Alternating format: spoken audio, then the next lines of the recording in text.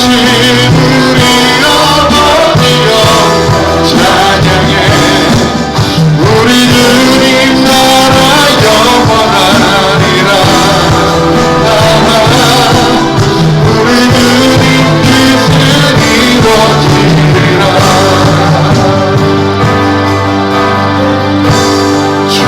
주님만이 왕이시리라. 주님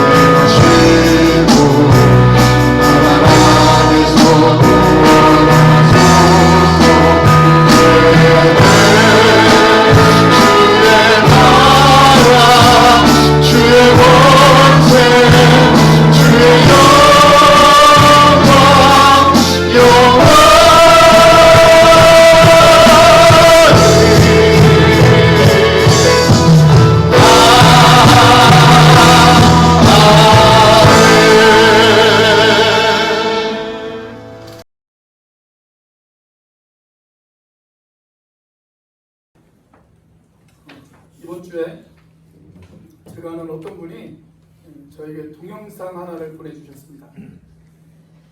동영상의 내용은 어떤 분의 간증 동영상이었어요. 동영상 속의 주인공은 우리가 익히 잘 알고 있는 한 가수의 간증 동영상이었습니다. 가수 이상우 씨, 여러분들 잘 아시죠? 우리 이쪽 분들은 그래도 고개를 끄덕이는데 이쪽에 있는 사람들은 전혀 모르는 사람인 것처럼 그래서 세대 차이가 느껴지는 것 같아요. 가수 이상우 씨는 자기의 아들 승훈이가 태어난 지 한 30개월 정도 지났을 무렵 내 아들이 다른 아이들과는 조금 다르구나 하는 사실을 깨닫기 시작했다고 합니다. 이 아이는 아빠라고 하는 발음조차 하기 너무 힘들어했고 그리고 갑자기 감정이 조절이 되어지지 않아서 갑자기 소리를 지르는가 하면 아니면 가만히 있다가 느닷없이 큰 길로 뛰어드는 그런 일들이 있어서 부모의 가슴을 내려앉게 하는 그런 일도 있었다고 합니다. 혼자 옷을 입는 데만 6개월이 걸렸고 혼자 신발을 신는 데만 5개월이 걸려서 배워야만 겨우 신발을 신을 수 있었다고 그래요. 우리는 이런 종류의 사람들을 가리켜서 흔히 발달장애다라고 그렇게 이야기를 합니다. 나이는 어른인데 아직 정신적으로나 신체적으로 나이를 따라주지 않는 그런 발달이 미숙한 상태를 가리켜서 우리는 발달장애라고 그렇게 이야기를 합니다. 이런 자녀를 둔 부모들이 얼마나 힘들고 얼마나 고통스러워하는지 사실 경험해보지 않은 사람들은 잘 몰라요. 그런데 사랑하는 여러분, 영적 성장의 과정에 있어서도 발달장애가 있다라는 것을 여러분들 알고 계십니까? 교회 안에도 발달장애를 가지고 있는 영적 상태의 사람들이 적지 않게 있습니다. 우리 한국교회가 갑자기 급성장한 것은 사실이죠. 그러다 보니까 좋은 점도 있지만 또 여러 가지 문제점들도 못지않게 꽤 많이 가지고 있습니다. 저는 우리 한국교회 안에 뿌리 깊은 두 가지의 문제가 있다고 생각을 합니다. 첫 번째 문제는 뭐냐면 제가 몇 번 강조했습니다만 소위 명목상의 그리스도인들이 많다, 이름뿐인 그리스도인들이 많다라고 하는 것입니다. 교회는 나와요. 그런데 믿음에 확신이 없어요. 예수님을 개인의 구주와 주님으로 인격적으로 만난 그런 경험이 없습니다. 그래서 아직 구원받지 못한 그리스도인들이 한국교회 안에 너무나 많이 있다는 거예요. 그래서 한국교회를 보면 교인 수는 참 많은 것 같은데 그런데 그 기초가 매우 부실한 그런 모습이 우리 한국교회의 모습 가운데 하나입니다. 또 하나는 뭐냐면 미성숙한 그리스도인들이 많다라고 하는 것입니다. 미성숙한 그리스도인, 이렇게 성숙하지 못한 사람들이 많기 때문에 한국교회의 평균 수준이 낮아요. 그래서 건강한 교회를 만들기 위해서는 우리가 계속적으로 분명하고 확실한 복음을 증거해야 할 필요가 있습니다. 그래야 한국교회가 저는 건강을 되찾을 수 있다라고 그렇게 생각이 되어집니다. 자, 우리가 성경을 읽다 보면 예수님의 제자들 가운데 일괄적으로 그의 신앙이 쭉 성장하는 것이 아니라 매우 갈팡질팡했던 그런 제자들의 모습을 우리가 바라볼 수가 있습니다. 그 제자들 가운데 대표적인 사람이 한 사람이 있는데 그게 누구일까요? 그게 바로 베드로입니다. 오늘 이 편지를 쓰고 있는 베드로예요. 그런데 이 베드로가 어느 한순간 그의 신앙이 영적 거인으로 우뚝 서는 그런 모습을 우리가 보게 되어집니다. 그리고 오늘 저와 여러분들에게 이 베드로가 뭐라고 권면하냐면 이렇게 권면하고 있습니다.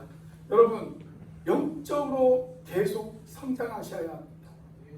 여러분은 계속 잘하셔야 합니다. 계속 성장하셔야 됩니다. 이렇게 권면하고 있어요. 자, 오늘 우리가 함께 읽은 베드로후서 마지막 장 마지막 절, 3장 18절 우리 같이 다시 한번 읽어보도록 하겠습니다. 시작. 오직 우리 주 곧 구주 예수 그리스도의 은혜와 그를 아는 지식에서 자라가라. 영광이 이제와 영원한 날까지 그에게 있을지라. 자, 베드로가 우리에게 어떻게 권면하고 있어요? 그를 아는 지식에서 계속 자라가셔야 한다. 여러분 계속 자라가셔야 됩니다. 그를 아는 지식에서 계속 더 자라가셔야 됩니다. 여러분 멈추지 마세요. 계속 자라가세요. 그렇게 우리에게 권면하고 있어요. 자, 그렇다면 우리가 어떻게 영적 발달 장애를 극복하고 계속 성장할 수 있을까요? 우리는 어떻게 영적으로 성숙을 계속 이룰 수 있을까요? 첫 번째, 영적 아이됨을 인정해야 합니다.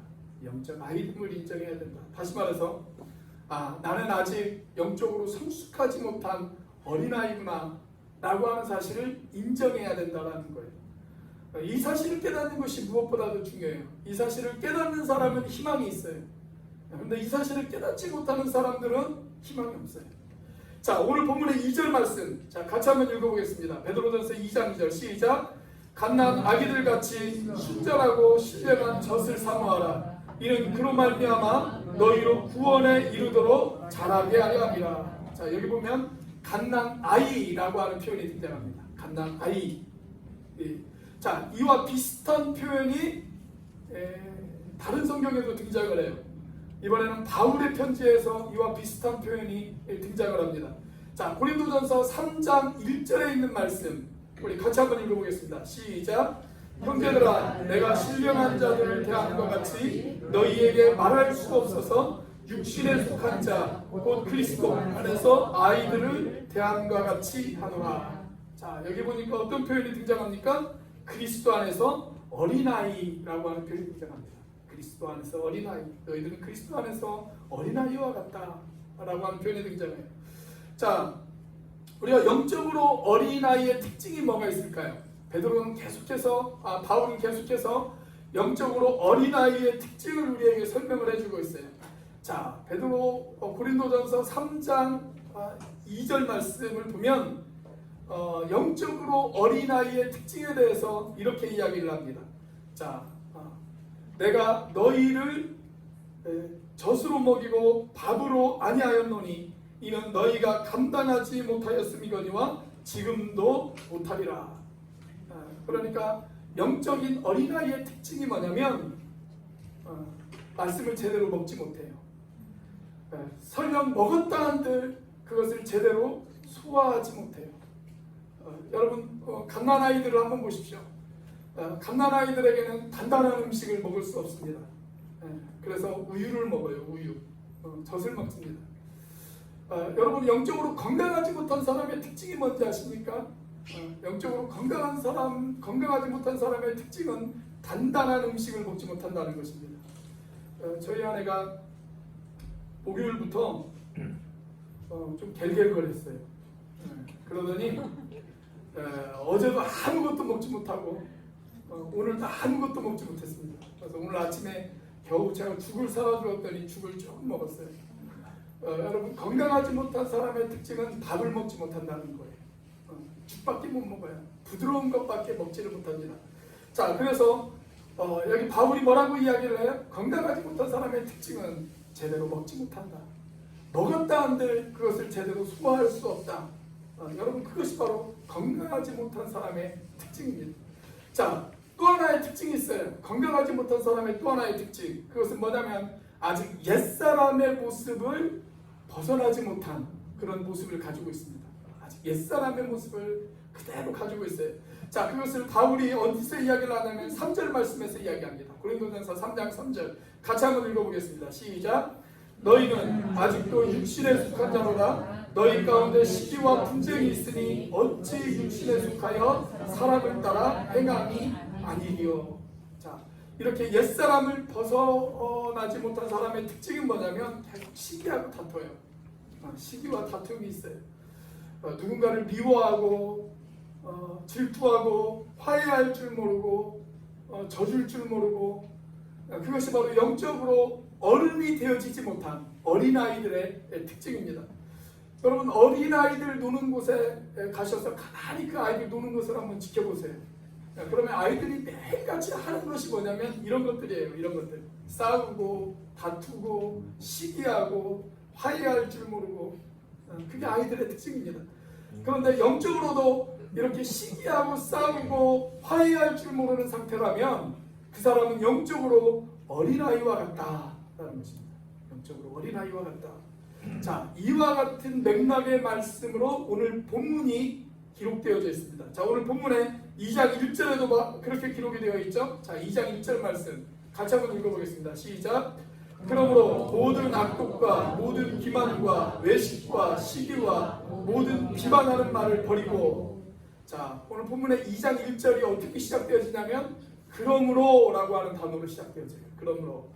자, 이 그러므로가 무엇을 뜻하는지를 알려면 1장 마지막 부분을 살펴보면 무엇을 뜻하는지를 알 수가 있습니다. 자, 1장 23절 말씀을 보면 이렇게 기록이 되어져 있어요. 너희가 거듭난 것은 썩어질 씨로 된 것이 아니요 썩지 아니할 씨로 된 것이니 살아있고 항상 있는 하나님의 말씀으로 되었느니라. 그러니까 말씀을 통해서 예수님을 만나고 말씀을 통해서 예수님을 영접하고, 그래서 거듭났다면 너희들이 정말로 거듭났다면, 말씀을 통해서 너희들이 정말로 거듭났다면, 자, 그 다음 2장이 시작되어져요. 그러므로 이제 모든 악독, 기만, 외식, 시기, 비방하는 것, 이런 것들을 버려야 된다. 이런 것들을 버려야 너희들이 영적으로 성장할 수 있다. 지금 베드로가 그 이야기를 하고 있는 것입니다. 자, 그런데 아직도 우리가 교회를 출석하고 신앙생활을 하면서도 내가 예수님을 만나지 못했던 시절에 이런 모습들을 우리가 혹시 가지고 있지는 않습니까? 싸우고 시기하고 질투하고 화해하지 못하고, 이런 것들을 여전히 우리가 가지고 있다면 그 사람은 교회를 얼마를 출석했든지 간에, 교회에서 직분이 무엇이든지 간에 그 사람은 영적인 어린아이입니다. 영적인 어린아이. 그런데 정말 불행한 것은 뭐냐면 자기가 영적인 어린아이임에도 불구하고 영적인 어린아이라는 사실을 알지도 못한다는 것이 더 큰 문제입니다. 알지도 못한다는 게 더 큰 문제입니다. 우리 좌우 옆에 있는 분들, 우리 앞뒤에 있는 분들에게 한번 인사해 볼까요? 어른이십니까? 어린아이십니까? 어린아이.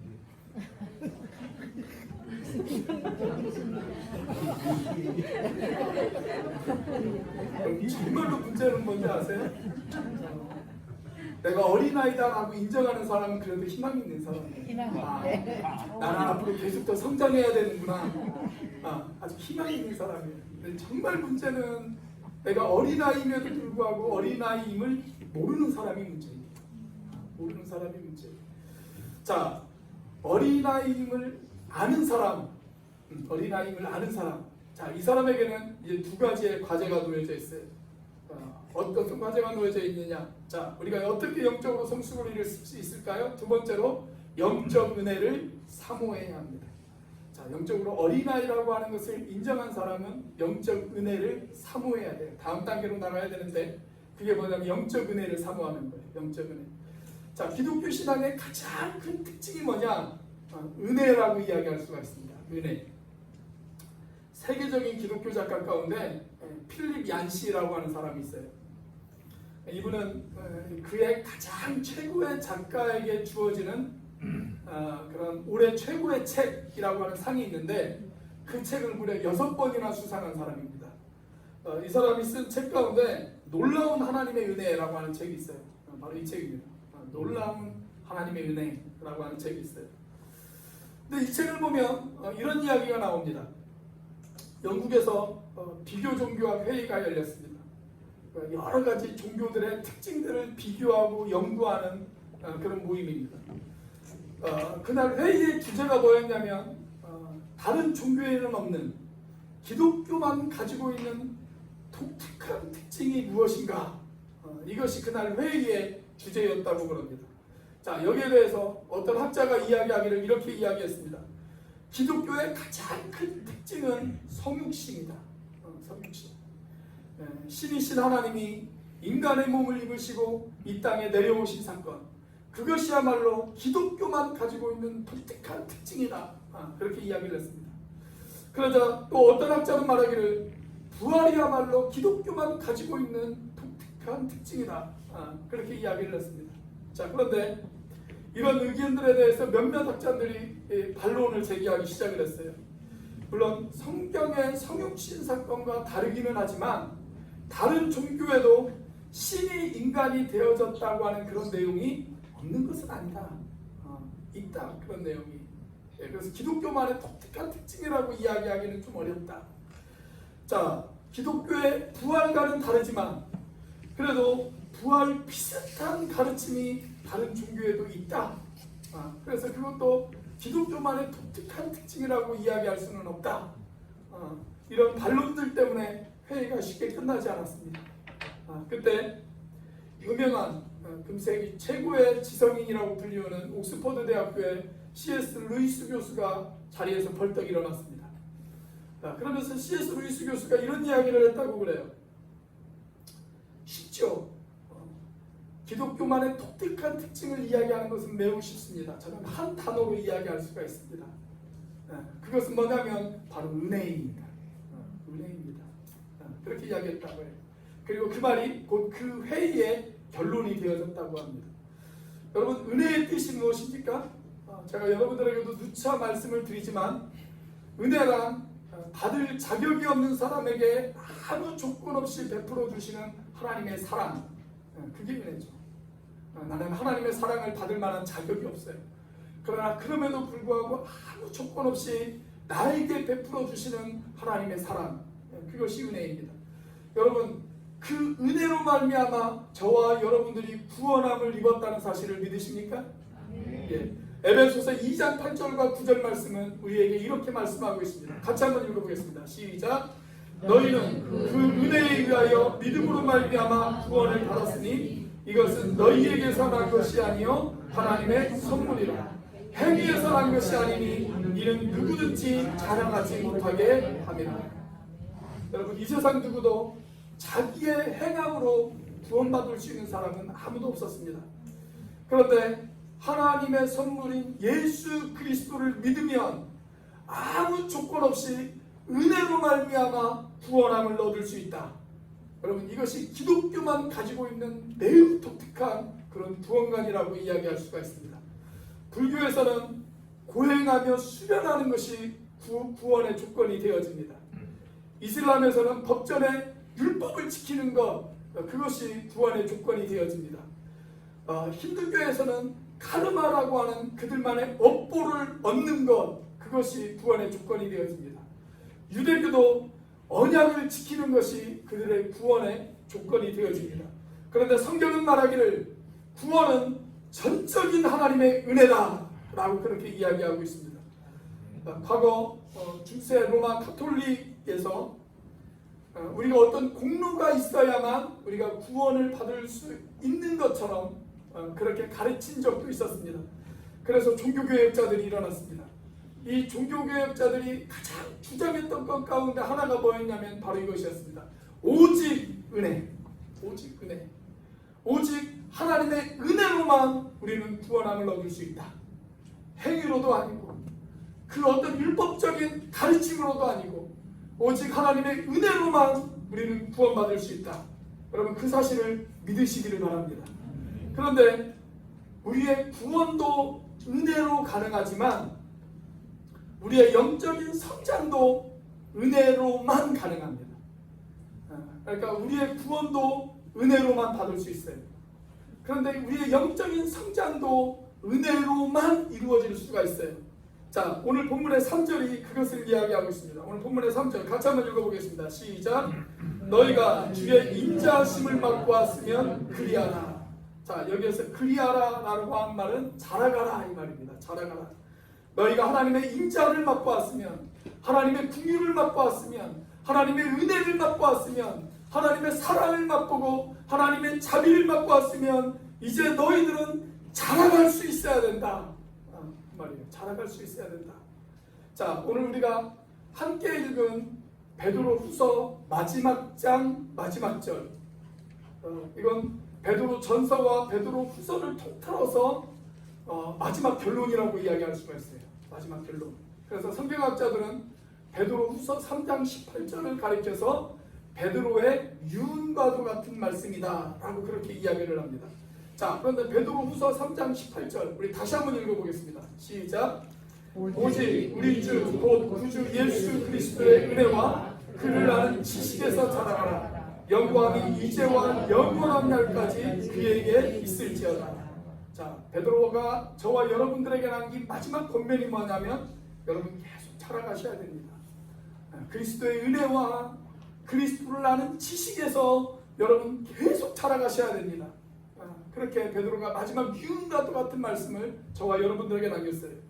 자, 그런데 여기에서 우리가 계속 자라기 위해서 필요한 두 가지가 있습니다.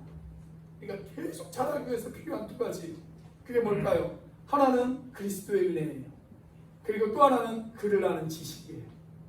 하나는 그리스도의 은혜와 다른 하나는 그를 아는 지식. 자, 첫 번째로 강조한 것이 뭐냐면 그리스도의 은혜입니다. 그리스도의 은혜. 여러분, 우리는 은혜 없이는 자랄 수가 없어요. 우리가 하나님의 은혜에 대해서 많은 이야기를 할 수가 있지만 가장 중요하고 근본적인 은혜가 있다면 우리가 구원받은 것이죠. 내가 구원받은 것, 그거 이상의 은혜는 없어요. 그게 가장 중요한 은혜예요. 그런데 내가 구원받은 것이 내가 받아야 할 은혜의 전부는 아닙니다. 우리는 더 큰 은혜를 사모해야 돼요. 하나님이 우리에게 주시고자 하는 은혜의 선물 보따리 안에는 많은 선물들이 들어가 있습니다. 구원만 들어가 있는 것이 아니에요. 구원은 우리에게 주시고자 하는 선물 보따리에 들어가 있는 한 가지에 불과해요. 한 가지. 가장 중요하고 가장 큰 것이기는 하지만 그것이 끝은 아니라는 거예요. 더 많은 은혜의 선물들을 하나님께서는 우리에게 준비해 놓고 계십니다. 그러므로 여러분, 저와 여러분들이 해야 될 일 뭔지 아십니까? 하나님이 우리에게 주시고자 하는 그 은혜의 선물들을 사모해야 된다는 사실입니다. 사모해야 된다.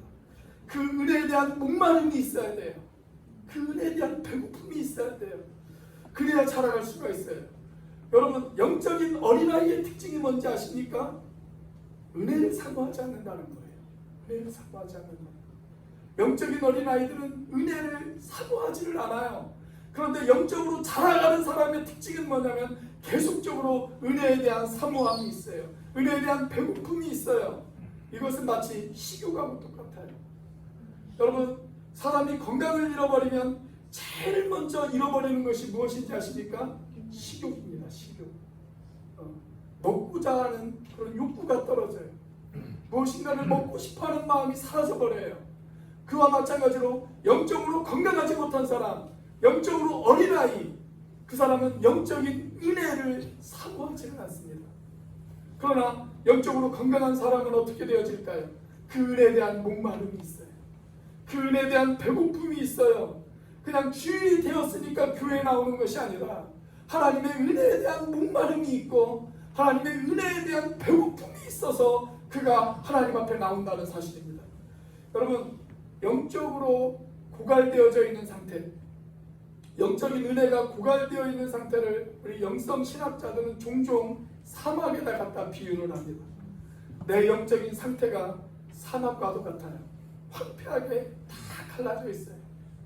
쩍쩍 갈라져 있어요. 그런데 이런 사람이 어느 날 하나님의 은혜를 사모합니다. 그리고 하나님의 은혜의 탄비가 그의 가슴에 내리기 시작합니다. 그러면 사막과도 같았던 그의 가슴에 은혜의 강이 흐르기 시작해요. 은혜의 꽃이 피어나고 은혜의 열매가 맺혀지기 시작합니다. 사랑하는 여러분, 여러분들의 지금 영적 상태는 어떻습니까? 사막이십니까? 아니면 영적인 강이, 성령의 강이, 은혜의 강이 흐르고 계십니까? 여러분, 우리가 어떻게 이 은혜를 받을 수가 있을까요? 이 은혜의 통로는 딱 하나밖에 없어요. 딱 하나. 그게 무엇일까요? 기도입니다. 기도하는 것밖에 없어요. 성경이 가르치는 은혜의 통로는 오직 하나, 기도하는 것밖에 없습니다. 기도 없이는 우리가 은혜의 충만함을 받을 수가 없습니다. 여러분, 기도의 보좌 앞에 나아가 하나님 앞에 무릎 꿇고 때를 따라 돕는 하나님의 은혜를 누리시는 여러분들이 되시기를 주의 이름으로 축원합니다.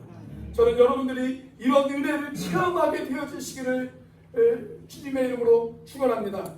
저는 여러분들이 이런 간절한 사모함이 있었으면 좋겠습니다. 하나님의 은혜를 사모하고 실제로 그 은혜를 경험하고 그리고 그 은혜를 누리는 그런 계절이 되시기를 주의 이름으로 축원합니다. 자, 마지막 세 번째로 영적 지식을 사모해야 합니다. 영적 지식을 사모해야 된다.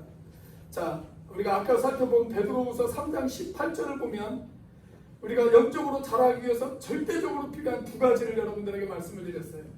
그리고 그 중에 하나인 그리스도의 은혜를 우리가 살펴보았습니다. 그리스도의 은혜를 누리기 위해서는 우리에게 기도가 있어야 된다라고 제가 여러분들에게 말씀을 드렸죠. 자, 이제 남은 하나가 뭡니까? 그리스도를 아는 지식이에요. 그리스도를 아는 지식.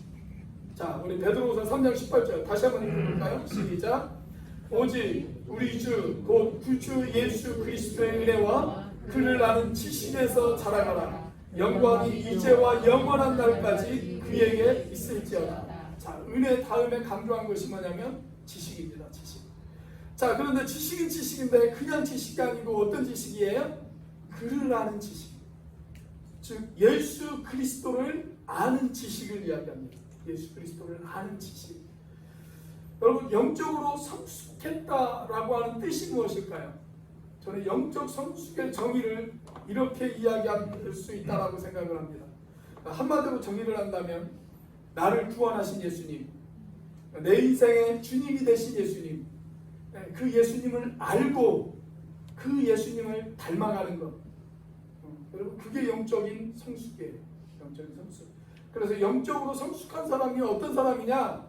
예수님을 알고 예수님을 닮아가는 사람. 그 사람이 영적으로 성숙한 사람입니다. 자, 그런데 일단 예수님을 닮아가려면 뭐부터 해야 돼요? 예수님을 알아야 돼요.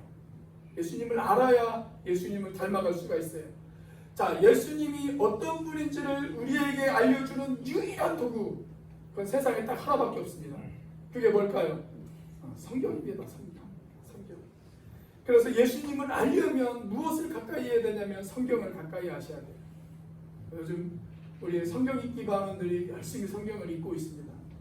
저는 참 감사하게 생각합니다. 그래도 말씀을 가까이 하려고 노력하시는 분들이 저희 교회에 있다는 것이 저는 참 감사합니다.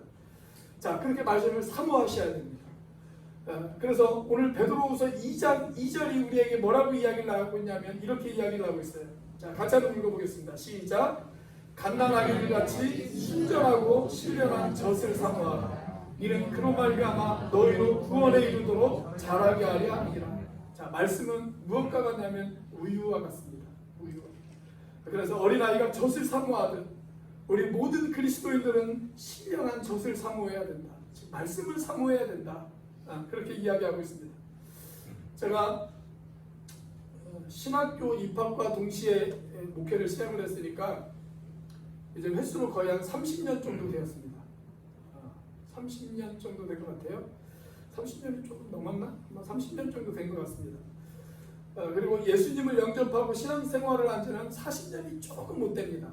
물론 제가 3살 때부터 교회를 출석을 했기 때문에 교회당을 출석한 지는 그보다 훨씬 더 오래되었지만 예수님을 영접하고 본격적으로 신앙생활을 한 지는 한 40년 정도 되어진 것 같습니다. 그런데 제가 30년 목회생활과 40년 신앙생활을 해본 결과 제가 내린 결론은 딱 하나입니다. 그게 뭐냐면 성경 공부 안 하고 예배만 출석하는 신앙생활 40년하고 성경 공부 제대로 하면서 신앙생활하는 4년하고 똑같다라는 것입니다. 똑같다. 아니, 어쩌면 성경 공부 안 하고 40년 동안 신앙생활을 하는 것보다 제대로 성경 공부하고 4년 동안 신앙생활하는 사람이 훨씬 나을 수 있습니다. 왜냐하면 성경 공부를 제대로 해야 내가 무엇을 믿어야 되는지 그리고 내가 어떻게 살아야 되는지를 알 수가 있기 때문에 그렇습니다. 그리고 교회 생활도 마찬가지예요. 교회 생활도. 여러분, 목회자가 자기의 목회 철학을 설교 시간에 다 이야기를 못해요. 설교 시간은 정해진 본문이 있기 때문에 본문에 충실하다 보면 그런 것들을 이야기할 시간이 없어요. 그러면 그런 것들을 가장 잘 이야기할 수 있는 시간이 언제일까요? 성경 공부 시간입니다.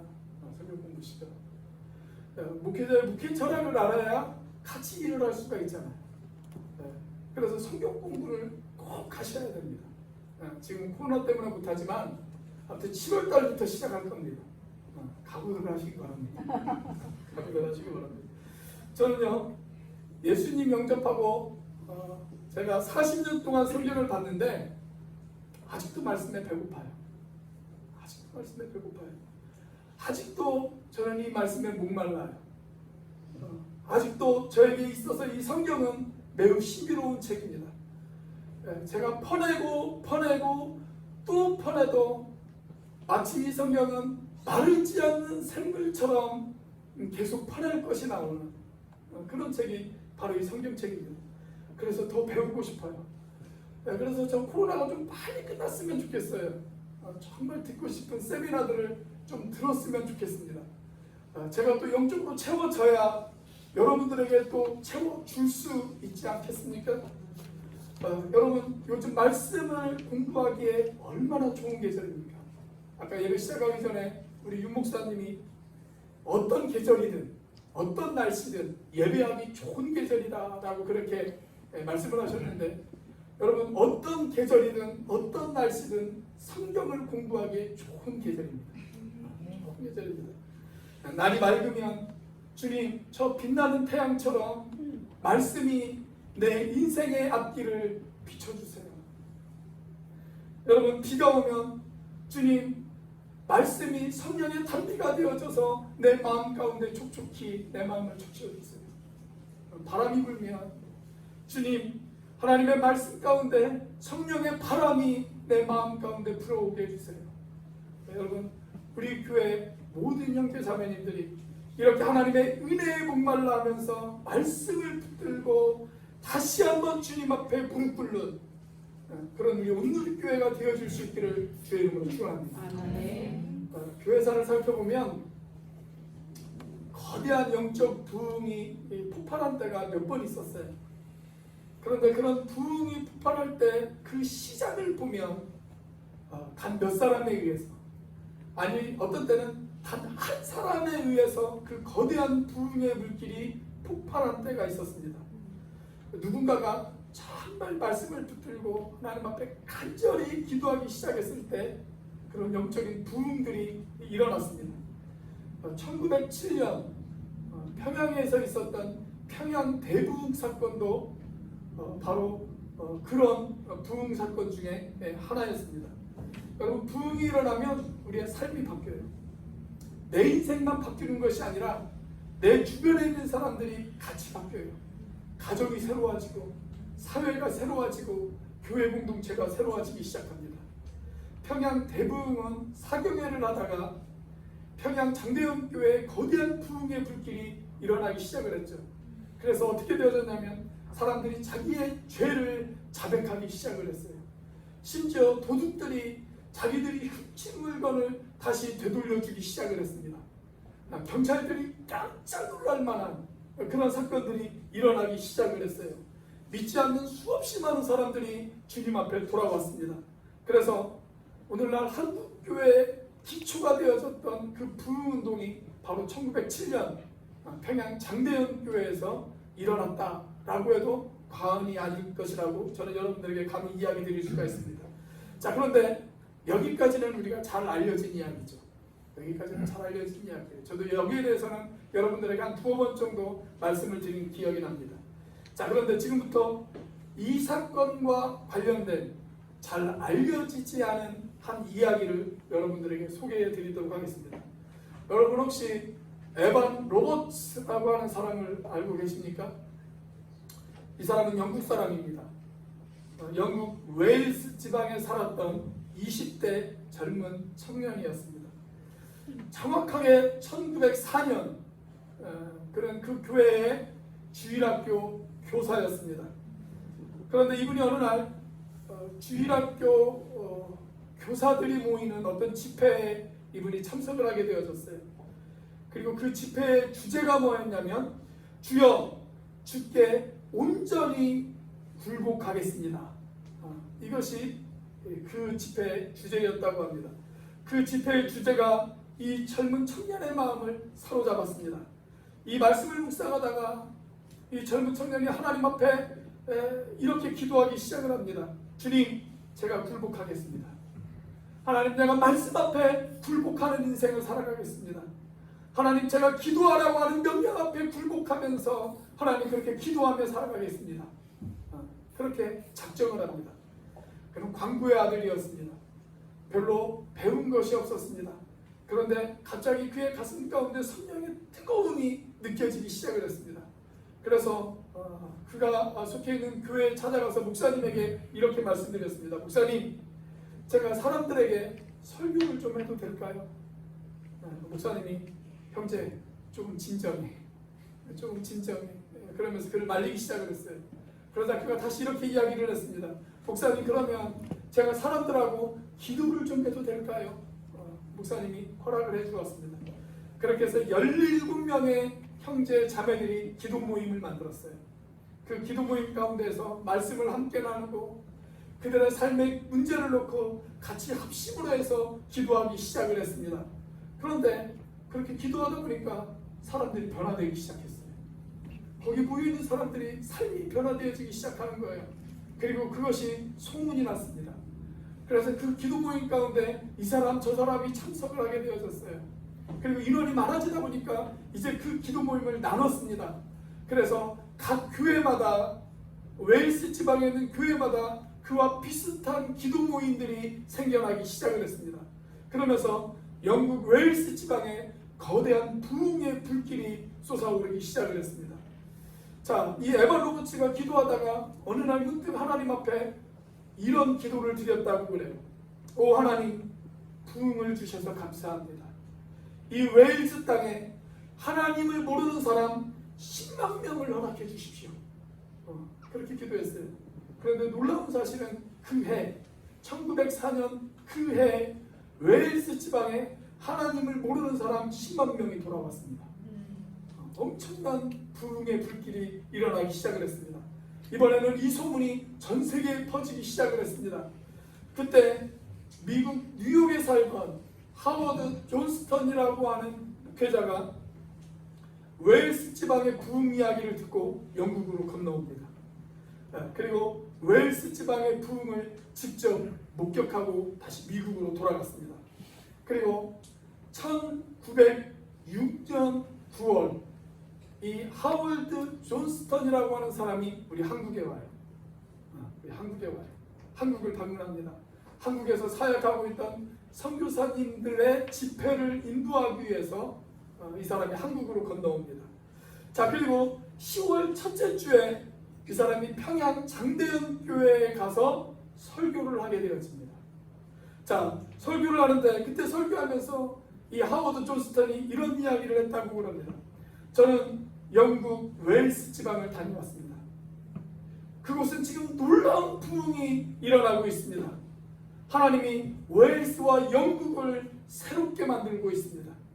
이것은 젊은 청년이었던 에반 로버츠라고 하는 한 젊은이가 주님 앞에 온전한 굴복을 결단했을 때 이런 놀라운 사건이 일어났습니다. 그러면서 평양 장대교회 성도들에게 이런 도전의 말씀을 던졌다고 합니다. 여러분, 한국 땅에도 이런 부흥이 일어나기를 원하십니까?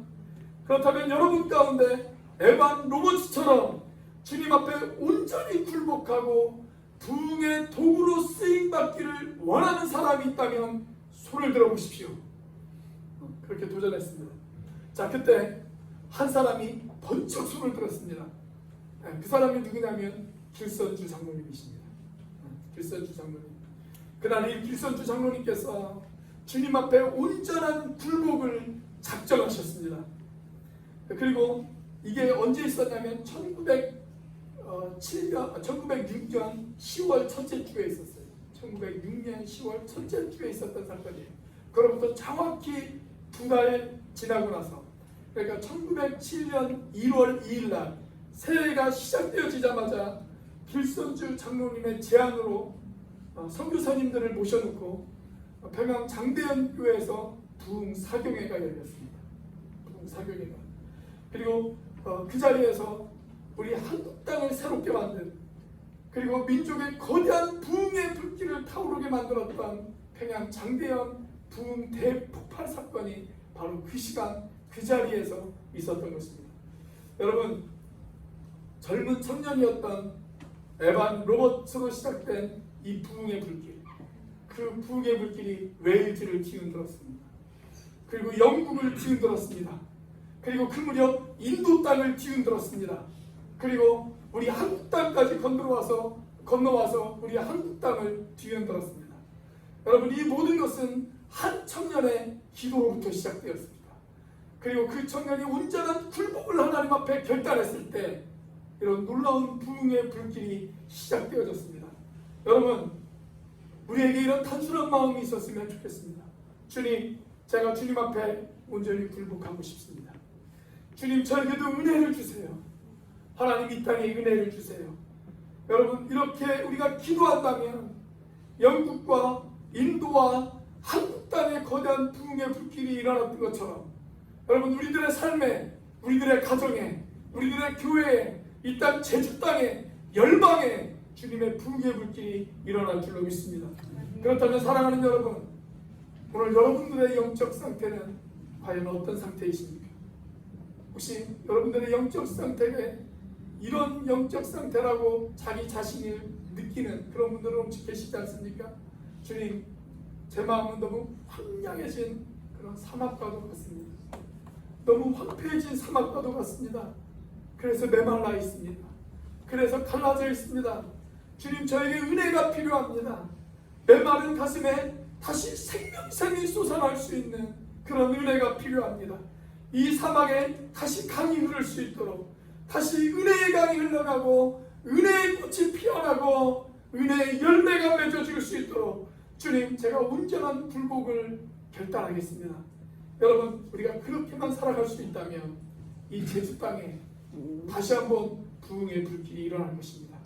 우리들의 삶 가운데 다시 부흥의 불길이 일어날 것입니다. 저와 여러분이 바로 그런 주인공이 되시기를 주의 이름으로 축원합니다. 기도하시겠습니다.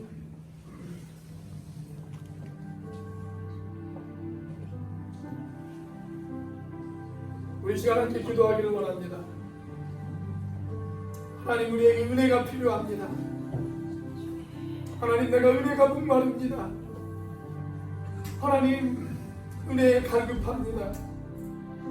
목말라져 버린 내 가슴, 황량해진 내 가슴, 갈라져 있는 내 가슴, 아버지 하나님, 이 가슴에 은혜의 단비를 내려 주시옵소서. 그래서 생명의 강이 흘러가게 하시고, 하나님, 생명의 꽃이 피어나게 하시고 생명의 열매가 맺어줄 수 있도록 인도하여 주시옵소서. 하나님, 그런 영적인 은혜를 사모하고 영적인 지식을 사모할 수 있는 우리가 되어질 수 있게 하여 주시옵소서. 우리 시간 이런 기도 제목을 가지고 함께 기도하는 시간 갖도록 하겠습니다. 같이 한번 기도합니다. 할렐루야. 살아계심의 역사하시는 하나님 아버지, 감사합니다. 아버지 하나님, 이 시간 주님께서 함께 해주시옵소서. 아버지 하나님, 우리에게 영적인 은혜를 허락하여 주시옵소서. 아버지 하나님의 은혜에 목말라 있습니다. 하나님, 은혜에 갈급해 있습니다. 아버지 하나님, 정말 사랑도 못된 아버지 하나님, 우리를 아버지 하나님 주님께 연애해 주시고, 아버지 하나님 성령의 담비를 하나님 우리에게 부어주시옵소서. 아버지 하나님 성령의 은혜의 담비를 부어주시옵소서. 하나님, 은혜를 사모하게 하여 주시옵소서. 하나님, 은혜에 갈급하게 하여 주시옵소서. 아버지 하나님, 그래서 다시 한번 아버지 하나님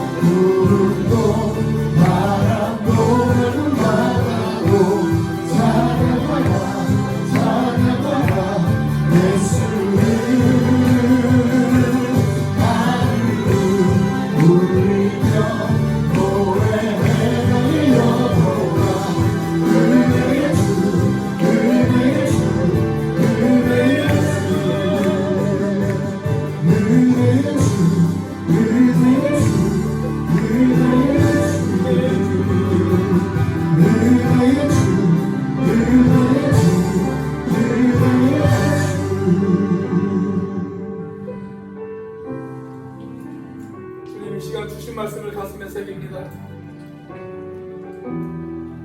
하나님, 우리는 계속 자라가야 하는 그런 영적인 어린 아이들과 같은 존재들입니다. 이 시간 나를 구원하신 예수 그리스도가 누구인지를 알아가게 하시고 그 주님을 본받는 데까지 자라는 우리들이 되어줄 수 있도록 인도하여 주시옵소서. 그러기 위해 영적 은혜를 사모하게 하여 주시옵소서. 영적인 지식을 사모하게 하여 주시옵소서. 주님을 더욱더 알아가게 하여 주시옵소서.